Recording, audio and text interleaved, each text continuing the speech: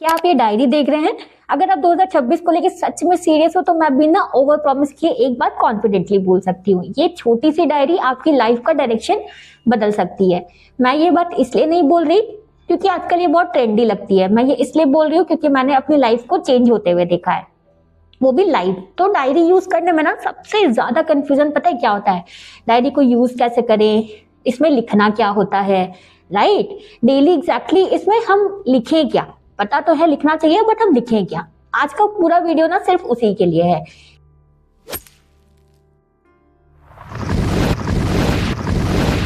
Hello all, welcome to Niveshoot, your smart trading and investing partner.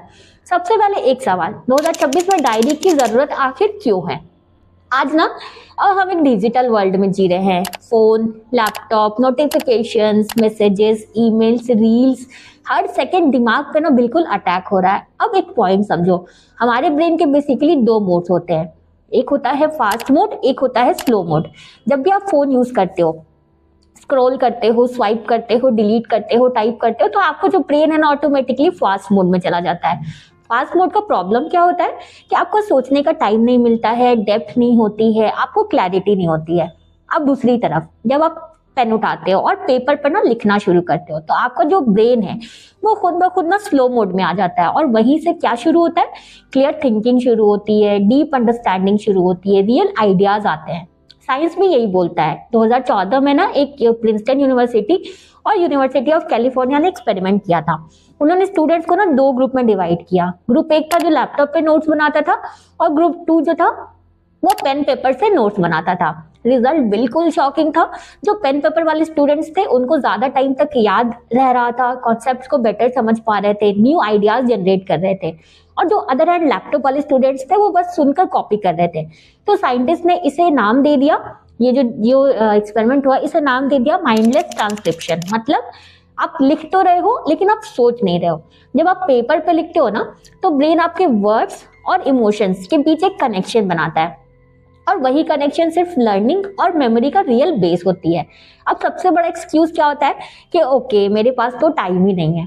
तो 2026 में किसके पास time है? करियर प्रेशर, बिल्स, फ्यूचर की टेंशन, जॉब, बिजनेस की स्ट्रेस, हर दिन ऐसा लगता है जैसे हम बिल्कुल फायर फाइटिंग मोड में जी रहे हैं।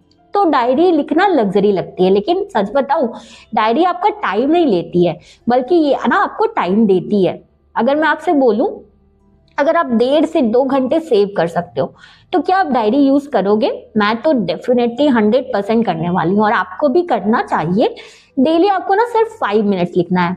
आप सुबह में लिखो, रात में लिखो, आप जब भी कंफर्टेबल हो। अब सबसे इंपॉर्टेंट पार्ट, डायरी में लिखना क्या है? सबसे पहले एक रूल याद रखो, आपको ना डायरी परफेक्ट बिल्कुल नहीं होना चाहिए, बल्कि आपकी जो डायरी है वो रियल होनी चाहिए। हैंड राइटिंग खराब है, नो प्रॉब्लम। पेन बदल गया है, that's also not problem. Line गलती चली गई, no problem at all. Diary showroom piece नहीं है, ये आपकी लाइफ का मिरर है। तो डेली आपको सिर्फ 3 चीजें लिखनी है। कल क्या करना है?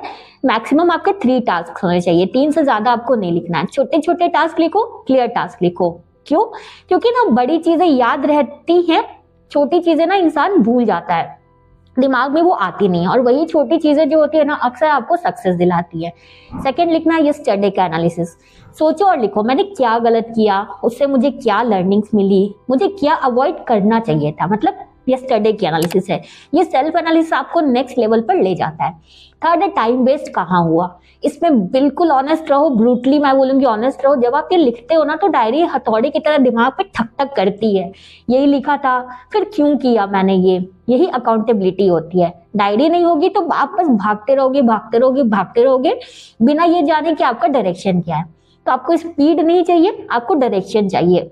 आज लोग स्पीड के पीछे भाग रहे हैं, लेकिन याद रखो रिस्क तब होता है जब आपको पता ही नहीं होता कि आप क्या कर रहे हो। अगर आपको क्लैरिटी है कि मैं क्या कर रही हूँ, क्यों कर रही हूँ, मैं जो कर रही हूँ मुझे इससे क्या मिलेगा, तो रिस्क अपने आप ना 50% कम हो जाता है। डायरी आपको वही डायरेक्शन देती है। गोल्स आप ऐसे लिखो, सक्सेसफुल बनना है, आज इतने बजे जिम जाना है, जो भी आपका प्रेफर्ड टाइम है, आज ये इंपॉर्टेंट काम मिस बिल्कुल नहीं करना है।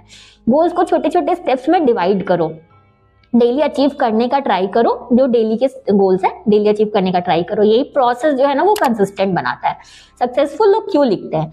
वॉरेन बफे कहते हैं ना कि जो इंसान लिखकर सोच नहीं सकता वो क्लियर सोच भी नहीं सकता। स्टीव जॉब्स जो है वो आइडियाज पहले लिखते थे और प्रोडक्ट डिजाइन बाद में करते थे। तो ये कोई कोइंसिडेंस नहीं है, ये बड़े बड़े लोगों का ये वर्किंग स्टाइल होता है। 5 साल बाद लोग ना देखना फिर नोटबुक पे, डायरीज पे, मिनिमम लाइफ की तरफ लौटेंगे, क्योंकि आजकल डिजिटल वर्ल्ड ना हमारा पूरा फोकस खा जाता है, क्लैरिटी को खत्म कर देता है। पर्सनल एक्सपीरियंस में ना मैं गूगल कैलेंडर फॉलो ही नहीं कर पाई, 2 दिन में मैंने बिल्कुल छोड़ दिया।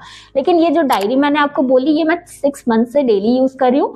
फोन कैलेंडर भी नहीं खोलती हूँ मैं, डेस्क पर मेरे पेपर कैलेंडर रखा रहता है।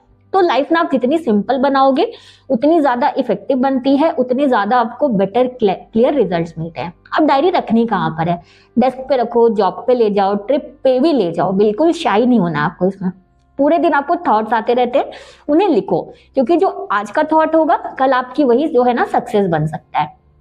ये जो आप चैनल देख रहे हो ये भी मेरे थॉट से ही बना है, डायरी के थॉट से बना है। वीडियो भी मैं उसी थॉट से जनरेट कर पा रही हूँ। आगे भी जो भी चीजें आपके लिए लाऊंगी उसी थॉट से मैं लेके आऊंगी, क्योंकि मैं लिखती हूँ, सोचती हूँ, फिर उसको मैं नोट करती हूँ। तो फोकस आपको फोन से नहीं आता है, पेपर से आता है। तो अगर अभी भी कोई डाउट है तो आप कमेंट करना, मैं पूरा ट्राई करूंगी उस पर वीडियो बनाने का। मिलते हैं नेक्स्ट ट्यूसडे न्यू वीडियो में, तब तक थैंक यू फॉर वॉचिंग।